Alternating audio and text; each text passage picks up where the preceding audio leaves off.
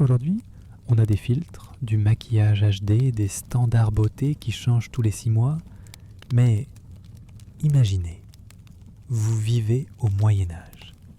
Pas de miroir de poche, pas de fond de teint Fenty Beauty, pas d'Instagram. Pourtant la beauté comptait déjà, et croyez-moi, elle ne ressemblait pas du tout à ce que vous imaginez. Aujourd'hui on plonge dans les standards de beauté du Moyen-Âge, entre noblesse, religion, teint pâle et épilation de front. Au Moyen-Âge, la beauté ne servait pas juste à séduire, elle reflétait votre valeur morale. Pour les femmes, l'idéal, c'était la Vierge Marie, pureté, douceur, obéissance. La beauté devait donc être modeste, discrète, presque spirituelle. Et en même temps, elle servait aussi à montrer votre classe sociale. Plus vous étiez bien né, plus vous deviez en avoir l'air. Le corps devenait donc une vitrine de votre rang et de votre vertu. Le critère numéro 1, c'était le teint très clair. Pourquoi ? Parce que ça prouvait que vous ne travailliez pas au soleil, contrairement aux paysannes. Les nobles voulaient une peau presque translucide et utilisaient des poudres à base de craie, de farine, voire de plomb blanc, toxique bien sûr.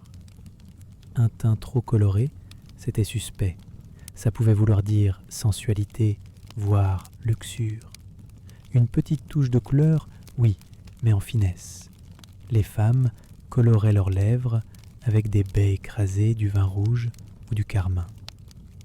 Les joues légèrement rosées étaient signe de bonne santé, mais attention, le moindre excès égale péché d'orgueil.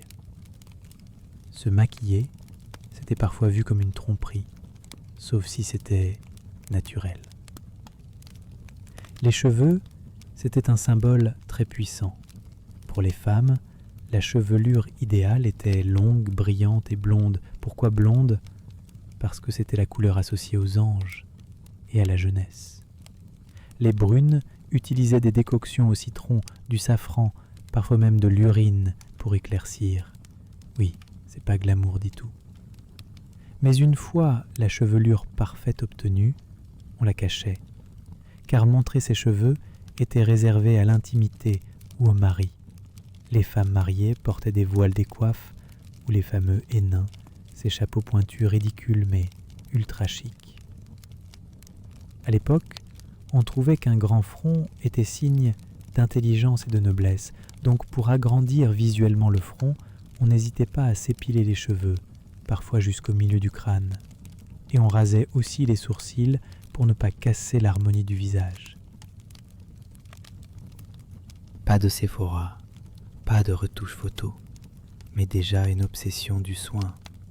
Masque à base de miel, œufs, lait, argile, herbes médicinales.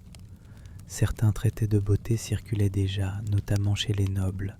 Mais attention, trop se pomponner, c'était mal vu, surtout pour les femmes. La beauté devait rester naturelle, ou au moins en avoir l'air.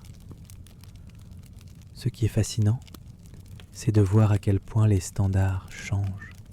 Ce qui faisait rêver au XIIIe siècle nous semble parfois étrange, voire ridicule aujourd'hui. Et c'est pareil maintenant. Dans 500 ans, nos selfies d'aujourd'hui paraîtront peut-être complètement fous.